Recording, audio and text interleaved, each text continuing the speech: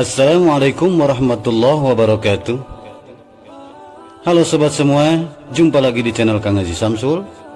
Pada kesempatan kali ini kita akan membahas sebuah redaksi atau wasilah tentang bagaimana cara kirim surat Al-Fatihah atau tawasul yang tepat dan benar, sehingga kita tidak sia-sia mengirimkan surat Al-Fatihah dan bisa sampai kepada orang yang kita cintai. Namun sebelum berlanjut, ada baiknya bagi sobat semua yang belum subscribe di channel ini, silakan klik tombol subscribe terlebih dahulu agar channel ini semakin berkembang, dan jangan lupa klik tombol lonceng agar sobat semua tidak ketinggalan video-video terbaru di channel ini. Dan jika video ini bermanfaat, silakan share sebanyak-banyaknya agar kita termasuk orang-orang yang senantiasa berbagi kemanfaatan dan kebaikan. Seringkali kita mendengar ketika orang bertawasul mengucapkan kata ila hadrati, ila ruhi, dan ila arwahi. Namun kadang kita tidak mengerti apa perbedaan dari ketiga kata tersebut. Maka dari itu, kali ini kita akan membahasnya bersama-sama, maka silahkan disimak sampai selesai.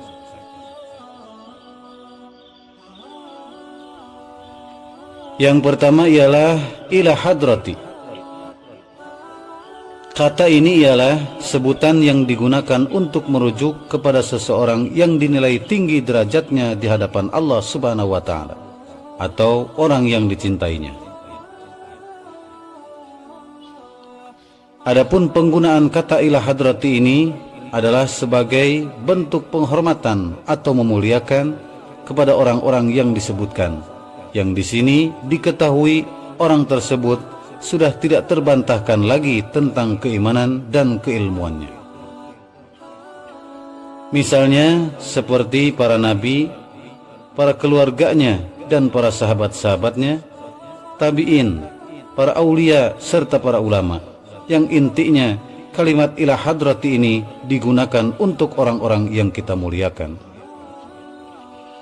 Maka sebagai contoh, ila hadratin nabiyil mustafa Rasulullah sallallahu alaihi wasallam wa ala alihi wa azwajihi wa dzurriyyatihi wa ahli baitil kiram syaulillahi lahumul fatihah. Ditujukan ke hadapan nabi yang terpilih, yaitu Rasulullah sallallahu alaihi wasallam, dan kepada para istri-istrinya dan semua anak keturunannya serta ahli bait atau keluarganya yang mulia. Untuk kesemuanya Al-Fatihah.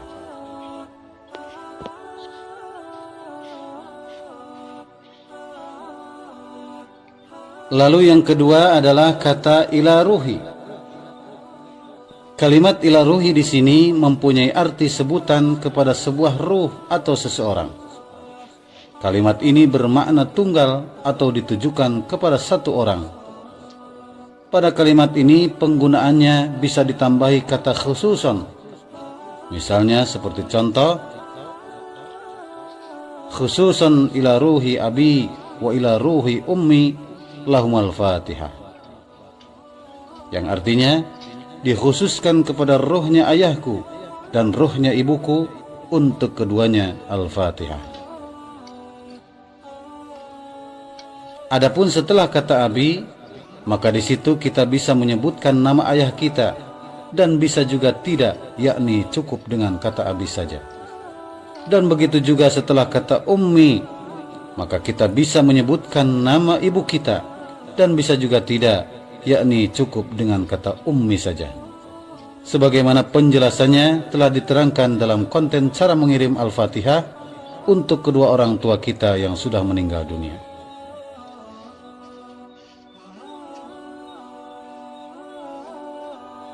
Yang ketiga adalah kata ila arwahi. Adapun kata ila arwahi adalah bentuk jamak dari kata ila ruhi. Maka penggunaannya dalam praktek bertawasul ialah sebagai pengantar jika yang kita kirim Al-Fatihah tersebut adalah beberapa orang atau lebih dari satu orang. Misalnya seperti contoh, kita akan mengirim surat Al-Fatihah untuk semua anggota keluarga yang sudah meninggal dunia. maka lafalnya seperti berikut. Summa ila arwahi jami ahlil kubur min iyali lahumul fatihah.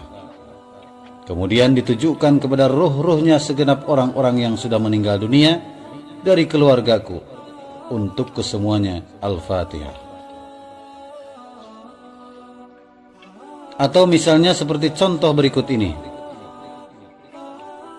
Summa ila arwahi jami ahlil kubur minal muslimina wal muslimat wal mu'minina wal mu'minat lahumul Fatihah.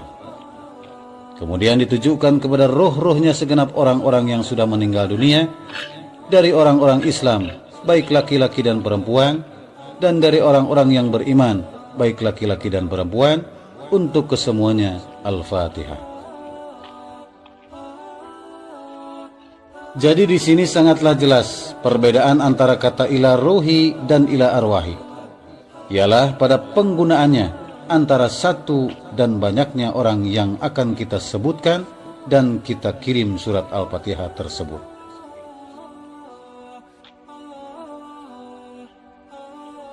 Kemudian kita juga sering mendengar kata summa.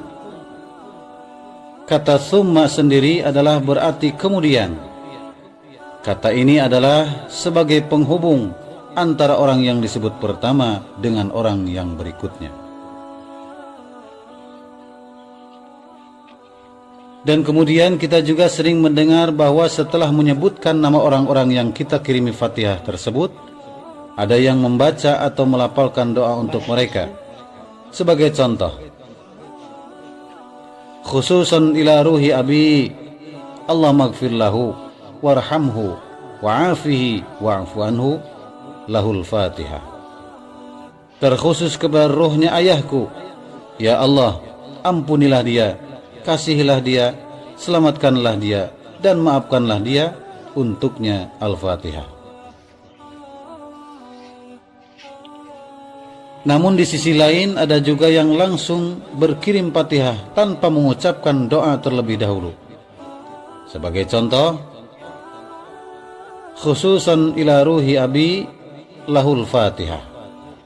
Terkhusus kepada ruhnya ayahku, untuknya Al-Fatihah. Lalu apakah makna dari perbedaan tersebut? Maka jawabannya, kedua contoh tersebut adalah baik dan benar. Dalam contoh yang pertama adalah kita mengirim doa dan surat Al-Fatihah. Dan dalam contoh yang kedua adalah hanya mengirim Al-Fatihah saja. Yang keduanya adalah baik dan benar. Namun jika kita berharap mengirim yang lebih utama atau afdal, maka cara yang pertamalah yang lebih tepat kita pakai, yaitu mengirim doa dan surat Al-Fatihah.